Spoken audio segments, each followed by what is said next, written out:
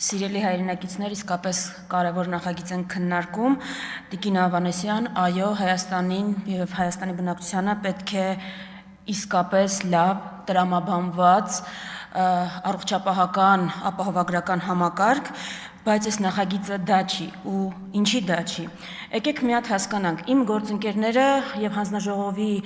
նիստի ժամանակ նաեւ բազմաթիվ դետալների անդրադարձել են, կլինի տարիքը ինչու 65, ոչ թե 63, կլինի այն, որ դուք միջև հիմա ծածկույթը չեք ներկայացնում, թե վճարը, այսինքն կա հունվարի 1-ից մարդիկ ինչքան են վճարելու կոնկրետ դրամներով, ինչի դիմաց են վճարելու, դա չկա եւ չգիտենք էլ երբ կունենանք, եթե դուք տեսել եք որևէ մասնավոր ապահովագրական ընկերության պայմանագիրը, օրինակ ես կարող եմ հենց հիմա հանել, դժվար չի, ցույց տալ է ձեր ասած հարկը, որ ըստ էության ավելանում է, ինչ կարող է քաղաքացին դրա դիմաց ստանալ։ Դուք ինձ չեք կարող ցույց տալ, դուք դրա դիմաց ինչ եք առաջարկում։ Բայց այս նախագծի ամենամեծ խնդիրը իհարկե ըստիս դա չի, այս տեխնիկական խնդիրները չեն։ Խնդիրը այն է, որ դուք իրեն բերել եք նախընտրական տրամաբանության մեջ, ու այստեղից են սկսվում բոլոր խնդիրները։ Այո, դուք 5 տարի խոսել եք սրանից, բայց հունվարի 1-ից արդեն սահմանել եք, որ հարկը քաղաքացու պիտի բարձրանա, դեկտեմբերի 2-ն մենք նոր առաջին ընթերցում ենք անում ու քննարկում ենք, ու այլ պատճառաբանություն, այլ տրամաբանություն, որ 6 ամիս հետո ընտրություններ են ու դրա համար ասա քննարկվում, ուղղակի չկա, որովհետև այլապես մենք հնարավորություն կունենայինք ոչ թե ունենալու այն ինչ որ դուք հասցրել եք բերել ազգային ժողով, այս հարցերին էլ չկարողանալու պատասխանել, այլ հնարավորություն կունենայինք միջազգային լավագույն փորձով առաջ շարժվել, ու միջազգային լավագույն փորձը հատկապես Հայաստանի դեպքում վկայում է այն, ինչի մասին հիմա ես կխոսեմ։ Ըստ էության եկեք իրերը կոչենք իրենց անունների։ Դուք շատ սիրուն փաթեթավորում եք, ինչպես միշտ, ինչպես ամեն ինչը, այդտեղ չեմ կարողանա ձեզ որևէ բան անել, բայց դուք ըստ էության ուղղակի ուսումնասիրել եք շուկան, տեսել եք ապահովագրական ընկերությունների գործունեությունը, տեսել եք, որ այո, այդտեղ կա երևի թե մեծ շահույթ եւ դա կայացած ինստիտուտներից է մասնավոր, հիմա դուք այս ծրագրով մեգա ապահովագրական եք ստեղծում։ Ուղղակի մեկ պետական, մեգա ապահովագրական։ Ու դուք դա անում եք ձեր կառավարման փորձով ու հմտություններով։ Ես հիշում եմ այս ամբիոնին կանգնած Նիկոլ Փաշինյանը ինչ էր ասում Անիֆի մասին, ու խոշոր հաշվով ասում էր, որ պիտի զերծ մնալ բանից, պետական հիմնադրամներ ստեղծելուց, դա ձախողություն է, դա բան է, չպիտի դա այդ փորձը կրկնել։ Ես այդպես չեմ կարծում, դա իմ տեսակետը չի, բայց ձեր կառավարման փորձով մենք ունենալու ենք այդ նույն պատկերը նաև այս դեպքում, որովհետև այո, դուք մի հատ պետական հիմնադրամ եք ստեղծում, ամբողջը տալիս եք իրեն բոլոր լիազորությունները ու անհասկանալի է, թե ինքը ոնց է կարգավորելու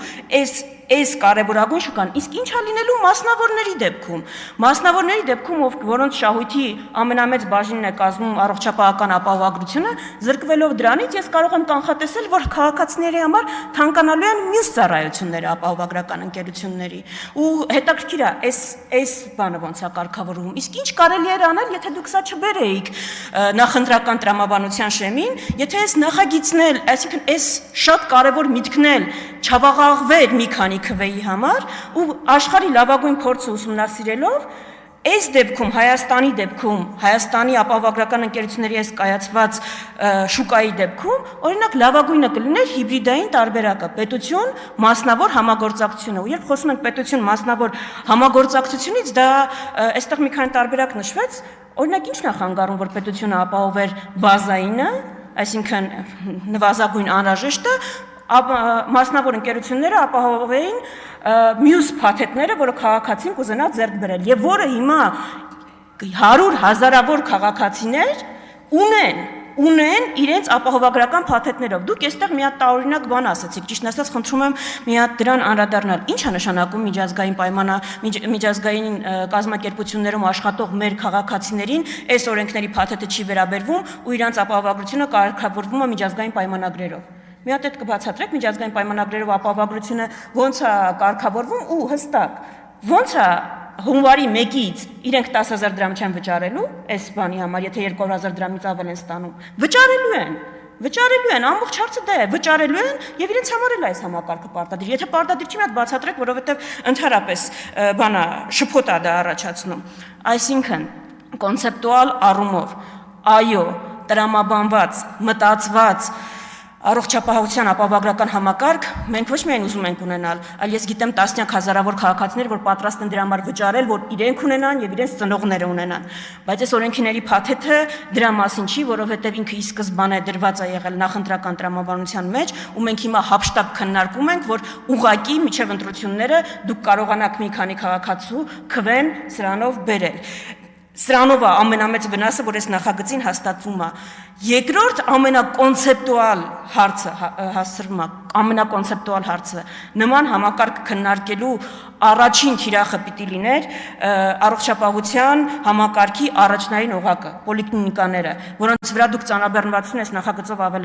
ավելացնում եք միայն, թե ինչ վիճակա մեր պոլիկլինիկաներում, թող ասեն մեր քաղաքացիները, ովքեր պոլիկլինիկաներ այցելում են։ Մենք ընդհանրապես մի քանի ամիս հետո բախվելու ենք այն պատկերին, որ այս ձեր շատ ճռճռան սիրուն խոստումները ուղղակի բախվելու են իրականության պատին ու փշրվեն, որի համար ես շատ ափսոսում եմ, որտեղ այո, սա կարևորագույն նախագիծ էր։